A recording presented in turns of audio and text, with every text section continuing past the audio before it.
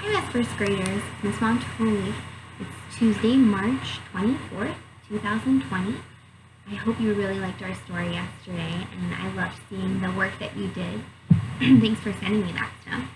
I want to give a special shout out to Lucas, who sent me a picture of his garden that he created last week. Great job, Lucas. I'll put that on our story so that everyone can see it. I hope also that you got to play some of the games that I posted on our story yesterday. That was really good practice for double stacks and practicing our aw sound. Today for reading, we're going to continue to talk about our aw sound, like draw.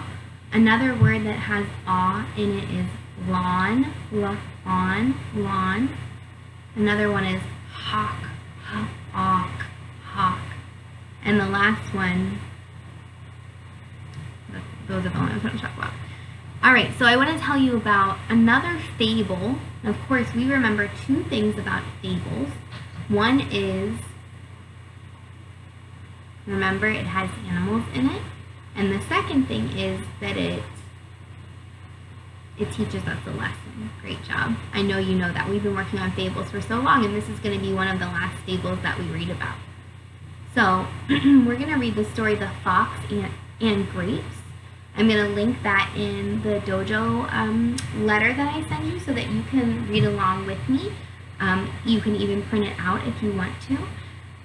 You're going to see three words in The Fox and Grapes that you might not know, and I want to talk to you about them now.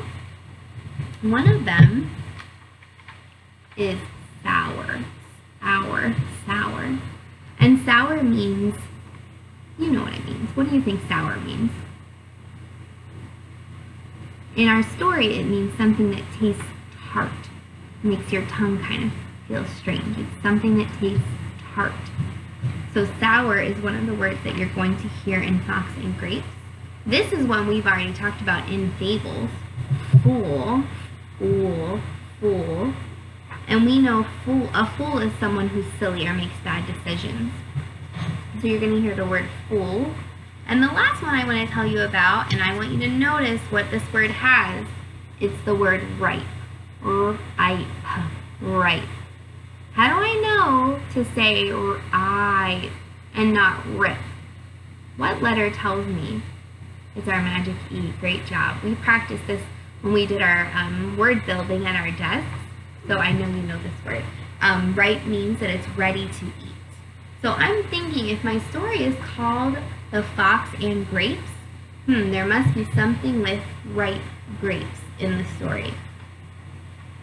So those are the three words that you're going to listen for. You can also be listening for the ah sound, the oo sound, things that we've talked about this whole year together. So I am going to pull up our story here.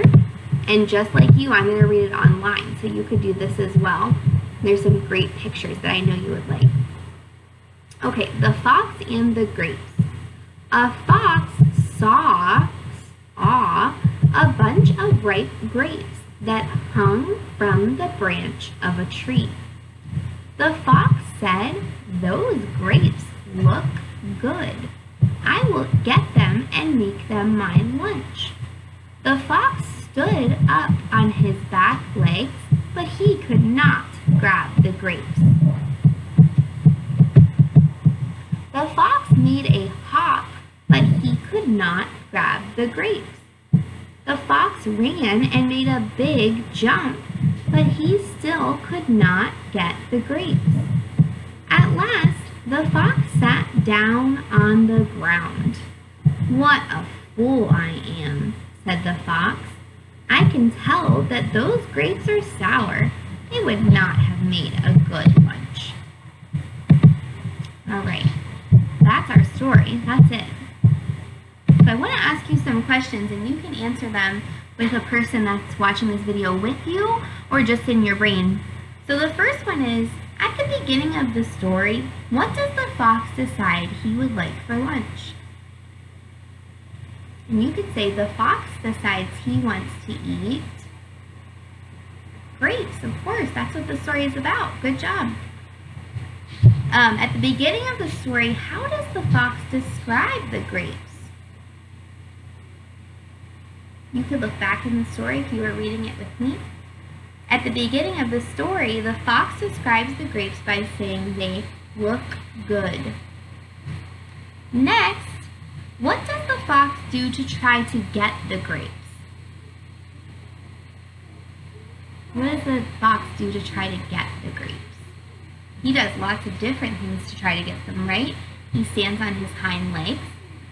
He hops up and jumps to get them. The next question is, does he succeed in getting the grapes? Can he get the grapes? No, he does not succeed in getting the grapes. How do you think the fox feels that he can't get the grapes? Some things he might feel are disappointed, upset, sad, embarrassed. And the last question is an inference. I want you to think. Do you think that the grapes were really sour? Do you think the grapes were really sour? Or was he maybe just embarrassed that he couldn't get those grapes and decided, well, never mind, those weren't meant for me? Okay, I'm also going to share a workbook page with you, like from our Kitty workbooks. And I'm going to read you the questions. Maybe you can't see the website, and that's okay. But if you can print it out and do it at home, that's great too. So here's the first question. Number 1, what did the fox see? Does he see a fat hen? A fawn? Fawn? I've never heard that word before, so it's probably not in our story. A bunch of ripe grapes. All right, we know the best answer choice to that one. The second question is all you. You get to fill in the blanks. To get the grapes, the fox, what are some things that the fox does in order to get the grapes?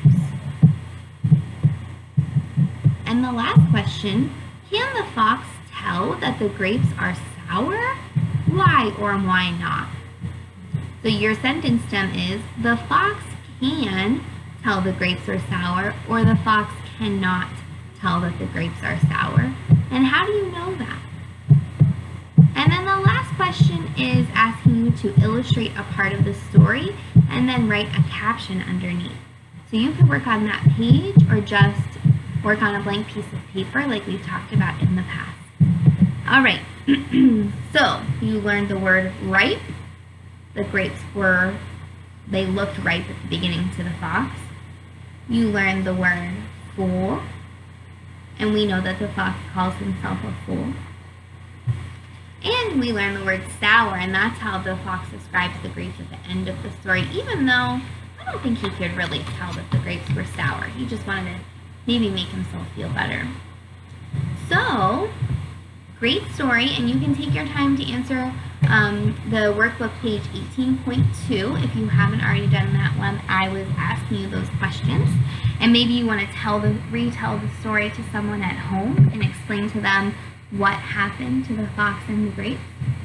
I'm running out of books that I have at my house because they're all in our classroom, so I bought us a new one called The Great Compromise, and it's by our favorite author, Julia Cook.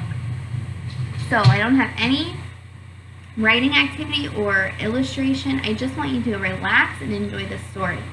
And this is our friend Cora Jean, and we remember her from whenever we learned about flexible thinking. Remember, she thought it meant she could do splits and back bends, but we know that it means that you have to be flexible in your thinking and be able to adapt to what other people want. So let's tune in to see what Cora Jean is feeling today. Oh, it's Cora June. My name is Cora June. My favorite food is spaghetti. My favorite color is blue. My favorite game is dodgeball, and I love to go to the zoo. I'm a pretty happy person when things are going my way. But today I am super grumpy because I'm having a very bad day. On Friday, our class is having a fantastic flavor feast. We get to work in pairs and make our favorite food at home, and then bring it to class and give everyone a taste. I got paired up with Wilson. Let's do spaghetti. No, I want tacos. But spaghetti is my favorite food. Well, tacos are my favorite food. Spaghetti! Tacos! Spaghetti! Tacos! Cora, June, and Wilson, you are just going to have to learn how to compromise. At recess, I wanted to play dodgeball, but Wilson tried to talk everybody into playing soccer. Dodgeball is better. It's fast and it's so much more fun. No, it's not. If you get hit by the ball, you're out and then you're done. Dodgeball, soccer, dodgeball, soccer. Hey, you guys need to find a way to compromise, or recess will be over and you won't have time to play anything. Geez, I remember this PE teacher from the last book. After lunch, our class was trying to decide where we should go on our field trip. I think we should go to the zoo. The zoo is just the best. There's lions and tigers and seals and bears, and we can see an ostrich nest. Well, I think we should go to the state capitol and take a tour and watch history shows. The Capitol's more interesting than the zoo, and there's a lot that we all need to know. Hold on, let's stop this arguing. Instead, we'll take a class vote. Our teacher grabbed a piece of chalk, and on the board she wrote, "Rats." The state capitol won. At the end of the day, Truman got to pass out popsicles because today is his birthday. By the time he got to Wilson and me, he only had 2 left, a blue one and a red one. Blue is my favorite color and Truman is my best friend. Let go. Everyone knows that blue is my favorite color. You let go. It's mine. No, it's mine. I want it. No, I want it. Wilson, Cora, June, that's it. I'll take those popsicles. Tell Truman thank you and then go sit down in your seats. We need to have a talk. You two have argued all day long. What you're doing just isn't right. You both need to learn how to compromise. I'm tired of hearing you fight. You have just about everything it takes to become great leaders. I just love how you are both willing to step up and take charge. I also love how you like to voice your opinions on things. But leaders can't be great leaders if they don't know how to compromise. I guess it's kind of like flexible thinking. Let's start with recess today. Cora, June, you wanted to play dodgeball, and Wilson, you wanted to play soccer. Let's compromise and flip a coin. Heads it's dodgeball, tails it's soccer. Can you both agree to that? Yep. Tails it is. Tomorrow you can play soccer, and then the next day play dodgeball. That was a good solution. Next, let's talk about our field trip. Wilson, you voted for the zoo, for the Capitol, and Cora, you voted for the zoo. Majority rules when we have a class vote. Majority means the most people that voted for it, kind of like when we do that in our classroom. But that's not what I want to do. Well, Cora, June, we don't always get what we want. A good leader always listens to others and tries hard to respect what they say. Your wants and your needs get compromised so others can get their way. And when you give instead of get, your insides start to feel strange. You help somebody else be happy, and that feeling is a really nice change. Sometimes you have to compromise your wants and needs. So just make the best of it and choose to have fun at the state capitol. Besides, Cora, June, doesn't your mom have a zoo pass? Yeah. Well, then you can go to the zoo any old time. Now, for these popsicles. Aren't you both so thankful that Truman gave them to you? Yes, but blue is my favorite. Well, blue's my super favorite. When you make a compromise, it can sometimes be a win-win. Each person gives and each person gets, which is better than where you've been. Hey, we could break both popsicles in half, and then we can each have a red and a blue. That's a great idea. See, now that's a compromise.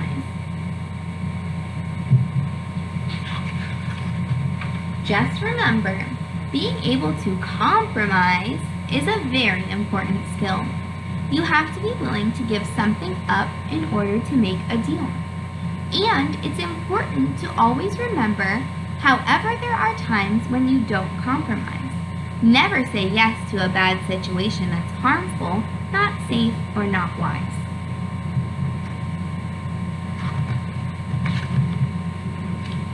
Now, as far as our fantastic flavor feast goes on Friday, you two are going to have to compromise because each team can only bring one thing to share with the class.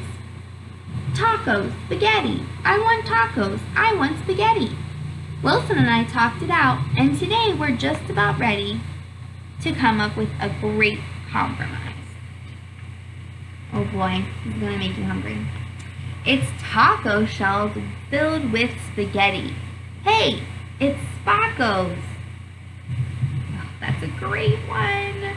Julia Cook does it again. 2 claps for Julia. Awesome, such a great story. I really like that compromise idea, and I think we could use that in our classroom too. All right, so that's our reading for today, and I want to share a little bit of math. I hope you really like that game, that doubles game, and we could use that at Math Centers when we get back together. So I'm going to show you some flashcards, and these were so easy to make. I just cut up a regular piece of printer paper that you might have at home.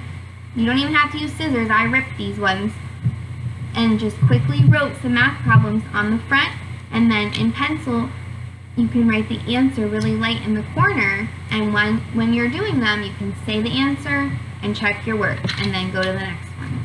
So I'm going to put up some flashcards and you're going to say the answer, and these are great because they're doubles plus 1 and doubles facts. So get ready. Now you've already seen that one, so I don't want to put that one up. All right.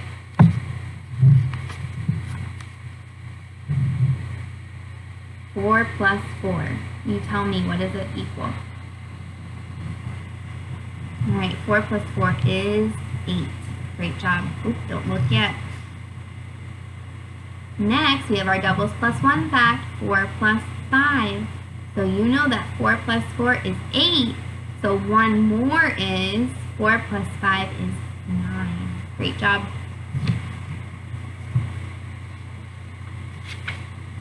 Okay. 3 plus 3, say it out loud. 6, great job.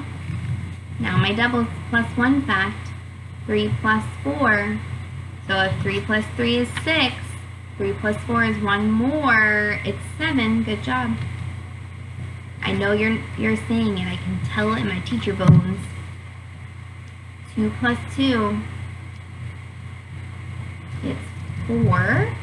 And 1 more, 2 plus 3 is 5. Great job. 0 plus 0 equals 0. Good job. Aubrey, you would know 0 times 0 is also 0. Good job. All right, so 1 more, 0 plus 1 is 1. All right, this is not a doubles or a doubles plus 1. It's a make it 10 stack. So 7 plus 3, put 7 in your brain and add up 3 times. 7, 8, 9, 10. Great job. So if 7 plus 3 equals 10, 10 minus 7 equals, it's a fact family, 10 minus 7 equals 3. Great job. Okay, so these were so easy to make. You can make these at home too. So that's what I'm going to challenge you to do today. I want you to make some flashcards that could either be doubles facts, make a 10 stacks, or doubles plus 1 facts that you need extra practice with. And I'm going to challenge you also to write your numbers 0 through 100.